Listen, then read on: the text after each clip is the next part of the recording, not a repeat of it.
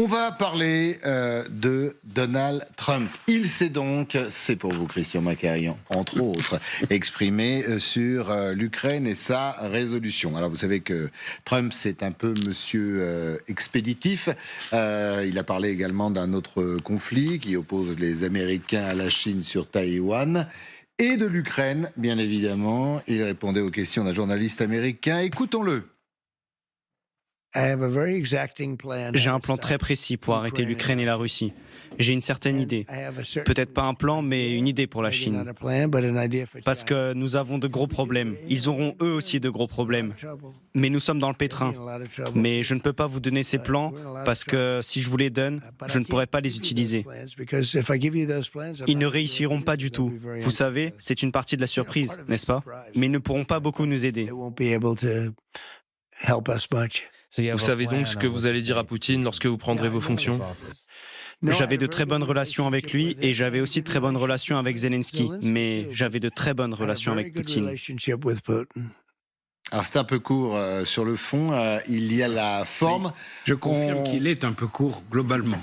On se demande parfois s'il faut en rire ou en pleurer, surtout qu'il est bien possible qu'il devienne le nouveau président américain.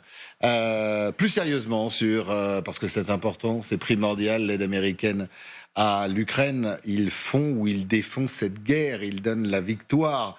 En tout cas, ils ne donnent pas la défaite à l'Ukraine. Si jamais ils sont là, et s'ils ne sont pas là, c'est certainement la Russie qui gagnera. On vient d'entendre Donald Trump dire « j'avais d'excellentes relations avec Vladimir Poutine ». J'avais de très bonnes relations aussi avec Zelensky, et il revient « mais j'avais d'excellentes relations avec Vladimir Poutine ». Vers quel type de solution est-ce que cela nous conduit légitimement? Vers une solution où M. Trump arrive à convaincre Vladimir Poutine, puisqu'il se réclame de relations excellentes avec lui, de lever le pied sur quelque chose. Et de l'autre côté, pour M. Zelensky, avant d'atteindre la situation où il est à bout de force, de faire des concessions. Donc Trump a vraisemblablement, d'après tout ce que l'on sait, qui fuite de son entourage sur ce sujet, ce qui n'est pas évident parce que Trump a une durée d'écoute qui a été évaluée de 2 à 3 minutes sur un sujet précis. Sur un sujet précis? Oui, oui, ça a été... Après, il décroche. Après, il décroche. Ça a été très bien décrit par un excellent journaliste, auteur d'un excellent livre, d'une biographie de Trump. Donc, dans ces 2-3 minutes qu'il consacre à un sujet précis, il est capable de proposer ce qu'il a déjà fait par ailleurs ou tenté, mais j'espère pour les États-Unis et pour l'Europe, et pour le reste du monde aussi, avec plus de succès qu'en Corée du Nord, où il est allé sans aucun résultat depuis le régime de Pyongyang, c'est littéralement déchaîné depuis la visite de Trump. Donc il ne veut pas reproduire... Avec l'aide, le soutien des Russes, notamment. Alors Trump cite la Chine, c'est très intéressant dans cette conversation. Donc il pense sans doute à une médiation de part et d'autre et essayer de se retrouver sur l'arrêt des hostilités. Donc en gros, il y aurait une ligne qui serait... Pardon ? Non, c'est ça, enfin, c'est le feu en fait. L'arrêt des hostilités, ça suffit à qualifier la situation pour Donald Trump de paix. Sauf que... Corée du Nord, Corée du Sud, c'est-à-dire la fin des hostilités, un no man's land au milieu. Alors, sur le Donbass, en clair, ce serait, à mon avis, il n'y a pas d'autre possibilité, une partition, une fois pour toutes, actée. Trump obtenant de Poutine l'immense privilège que Poutine arrête l'offensive, en gros, à la frontière naturelle du Donbass, après l'avoir conquis complètement. C'est pourquoi Poutine met les bouchées doubles en ce moment, parce qu'il reste un mois de très utile avant l'arrivée des premiers froids. C'est intéressant, parce que vous pensez que aussi Poutine redoute, entre guillemets, l'arrivée de Trump. C'est-à-dire que Trump lui dise, écoute, c'est où je donne l'autorisation aux Ukrainiens de frapper la Russie sans réserve avec le matériel que je leur livre, ou alors on arrive à une cote mal taillée et puis j'amène les Ukrainiens à la négociation. Que l'élection de Trump est programmée dans le plan de Poutine, ça fait absolument aucun doute. Non pas parce qu'il pense qu'il va être élu, il ne le sait pas, mais parce qu'il espère qu'il le sera. Donc, s'il l'est, il doit préparer... Mais Trump est plus imprévisible que Biden. C'est vrai, mais si Trump est réélu, Poutine doit, ça va se poser très très vite, doit immédiatement avoir une réponse à apporter aux propositions de Trump. Je ne vois pas ce que Trump peut proposer d'autre qu'une partition. En gros, Zelensky concéderait les territoires que les Russes occupent déjà depuis un certain temps, certains même depuis 2014, hein, donc même une bonne partie. Donc là-dessus, on ne pourrait pas revenir là-dessus.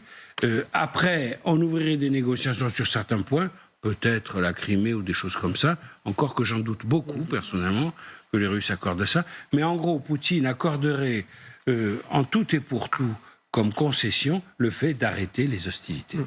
Ulrich, mais arrêter la guerre ne signifie pas la paix, mais pour Trump, oui, le fait d'arrêter la guerre, ça signifie la paix. On est un peu dans les 2 minutes dont vous nous parliez. Non, mais blanc ou noir, guerre ou paix. Pour le coup, je suis complètement d'accord avec ce qui vient d'être dit, mais en fait, moi, ça me fait vraiment penser à un Minsk 3, en fait. C'est-à-dire qu'effectivement, on arrêterait le conflit, les véritables escarmouches et les véritables guerres sur la ligne telle qu'elle est à l'instant T. Mais c'est pas pour ça que ce serait la paix. C'est-à-dire qu'effectivement, il y aurait beaucoup moins de morts, mais il y aurait sans doute encore des bombardements assez réguliers. Il y aurait une menace que la Russie ferait peser la Russie sur l'Ukraine de reprendre un jour les hostilités. Mais c'est ce que disent les Ukrainiens, hein. C'est-à-dire que Poutine, rien ne le calmera. Il veut conquérir l'objectif stratégique de la Russie reste, à mon sens, le même, qui est de contrôler, en fait, d'une façon ou d'une autre, directement ou indirectement, l'avenir de l'Ukraine. Mais effectivement, pour Donald Trump, le deal, ce serait effectivement, voilà, le conflit s'arrête et finalement, peu importe la suite, en fait. Mais du coup, l'Ukraine rentre dans l'OTAN, continue son petit bonhomme de chemin vers l'Europe, parce que c'est la seule garantie, entre guillemets, de sauvegarde de l'Ukraine face à la Russie. Ça serait la fameuse question des garanties de sécurité. C'est de ça dont il est question à chaque sommet de l'OTAN depuis le début de cette guerre. On a bien compris que les Américains ne voulaient pas donner le go à Zelensky pour rentrer dans l'OTAN. Mais après, tout ce qui peut se négocier, c'est justement quelle garantie au cas où, une fois cette fameuse ligne, si elle était définitivement mise en place, si Poutine la franchissait à nouveau, quelle serait la réaction des membres de l'OTAN ? Tout ça fera partie évidemment de la négociation globale. Ce qui est intéressant par rapport à tout ce qui a été dit, c'est que du côté évidemment des Ukrainiens, on prend cette menace-là évidemment très très très au sérieux, que Zelensky a dû suivre de très près le discours notamment à la convention républicaine de Donald Trump, où il expliquait une nouvelle fois qu'il avait un plan pour résoudre toutes les crises internationales et que si de toute manière il avait été encore au pouvoir, jamais Poutine n'aurait attaqué. Dans la foulée de ce discours, et c'est vrai qu'à la sortie de la convention républicaine, rappelons-nous, Kamala Harris n'était pas encore candidate. On avait l'impression que la victoire de Trump était vraiment quasiment acquise. Dans la foulée de cette convention, le lendemain, il y a eu un coup de téléphone. Zelensky et Trump se sont appelés. Et justement, parce que Zelensky a tenu à le féliciter pour sa nomination officielle comme candidat républicain. Et le coup de téléphone, il y a eu un communiqué assez succinct qui est sorti, mais où il n'était pas question de la pérennité de l'aide à l'Ukraine. C'était pas écrit noir sur blanc. C'est-à-dire que ils se sont accordés sur le fait de se voir en personne pour discuter de la suite. Et cette rencontre en personne, elle pourrait intervenir là en septembre, puisque Zelensky n'arrête pas de dire moi, il faut justement que j'aille discuter en prévision, évidemment. Oui, dans sa tournée américaine avec un ancien président et 2 candidats. Donc voilà, il va y avoir donc, certainement ce mois-ci une rencontre Trump-Zelensky. Enfin, en tous les cas, c'est ce que souhaite le président ukrainien, où justement ils vont certainement pouvoir parler de ce fameux plan de Donald Trump. Dont, c'est vrai, on devine les contours, mais qui n'a jamais explicité. Jamais. Mais si ça se trouve, il n'en a pas, il n'a que quelques idées. L'idée d'arrêter la guerre et de façon plutôt simple. Je fais pression sur les uns et sur les autres. Ça sera peut-être plus facile de faire pression sur Volodymyr Zelensky et sur les Ukrainiens, parce que le deal, c'est ça. C'est vous faites ce que je dis, ou sinon j'arrête de vous fournir des armes. Je crois que pour Trump, regardez ce qu'il a fait au Moyen-Orient avec les accords d'Abraham. Il ne s'est absolument pas intéressé à la solution du problème israélo-palestinien. La preuve, il a explosé ensuite. Il a dit, on va normaliser les relations d'Israël, des principaux pays arabes avec Israël, full stop. Après, on arrête. Mais là, c'est pareil.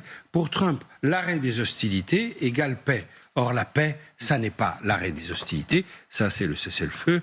C'est tout à fait autre chose. C'est un règlement durable. Et ça ne concerne, à mon avis, ça n'est pas du tout la logique dans laquelle va rentrer Trump. Ça ne l'intéresse pas. Ce qui l'intéresse, c'est de dire, voilà, s'il est élu, j'arrête les hostilités. Donc, je suis l'homme qui a mis fin à cette guerre. Et ça lui suffira, avec son art de la communication, pour passer pour un crack. Alors vous allez voir que les Russes suivent quand même ces discussions, ces négociations possibles entre Ukrainiens et Américains, et peut-être aussi avec l'équipe de Donald Trump.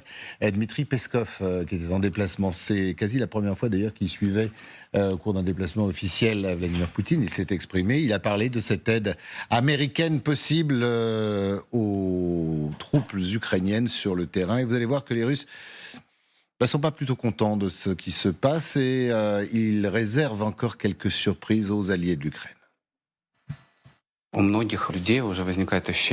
Beaucoup de gens ont l'impression que les camarades à l'étranger ont perdu la tête. Chaque jour, nous entendons des propos tout simplement inimaginables. Ils discutent des armes avec lesquelles frapper la Russie et de jusqu'où frapper la Russie.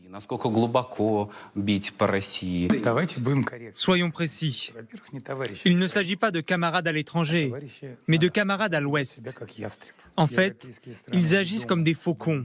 Les pays européens, menés par les Américains, sont ravis de cette confrontation. Ils jouent le rôle qui leur a été confié par Washington, tout en nuisant à leur propre intérêt et au portefeuille de leurs contribuables. Et cela aura de grandes conséquences, qui seront inévitables dans la prochaine décennie. Nous verrons les conséquences de leurs actions. Ulrich Bounassi, on reste aux États-Unis et pas seulement d'ailleurs en France. On va parler dans quelques instants, parce qu'il y a quelques informations quand même qui nous parviennent de notre situation politique, de la lassitude des populations en Europe, aux États-Unis. Il y a des élections, il y a une crise mondiale, une crise économique. Depuis quelque temps, les Russes ont un discours de plus en plus ouvert sur on s'adresse aux populations. Et on le voit encore, Peskov s'adresse aux Américains en disant choisissez bien si vous voulez vivre dans l'opulence, loin du brouhaha de la guerre. Et parce que la situation économique ira mieux, arrêtez d'aider les Ukrainiens. Oui, mais finalement, en fait, c'est un discours, mais qui remonte même à avant la guerre, en fait, oui. Avant même le 24 février 2022, pour le président russe et les gens qui travaillent au Kremlin, il y a une espèce de lutte, en fait. En tout cas, c'est comme ça qu'ils lisent le monde. Il y a une lutte entre les États-Unis, en tout cas le Washington et une partie des États européens, politique européenne, vis-à-vis de la Russie. Et donc effectivement, dans ce cadre-là, eux l'interprètent comme, voilà, il y a une volonté d'une partie effectivement, ils parlent de faucon, et je pense que c'est exactement ça, le faucon de l'Occident collectif, qui veut abattre la Russie. Et nous, finalement, on s'adresse au peuple. On est une force de paix, on est acculé à la défense, et donc on se défend avec nos armes. Mais c'est vraiment, en fait, pour le coup, c'est intéressant parce que c'est exactement le corpus idéologique, en fait, du Kremlin qui est vraiment illustré là-dedans. C'est-à-dire, voilà, on fait face à une élite politique globalisée qui veut notre perte, et nous, finalement, on est des gens de paix, on se défend, et on parle aux pays européens, et donc c'est pour ça qu'effectivement, ils soutiennent Donald Trump, ils soutiennent Marine Le Pen, et ils le présentent toujours comme, voilà, des gens, alors des populistes, mais qui finalement seraient là pour défendre les intérêts du peuple contre une élite. Il y a un discours un peu complotiste, un peu derrière tout ça, soyons honnêtes, mais c'est effectivement, je pense, une croyance qui est pas juste de la propagande, mais qui est une croyance partagée par un certain nombre de membres du Kremlin.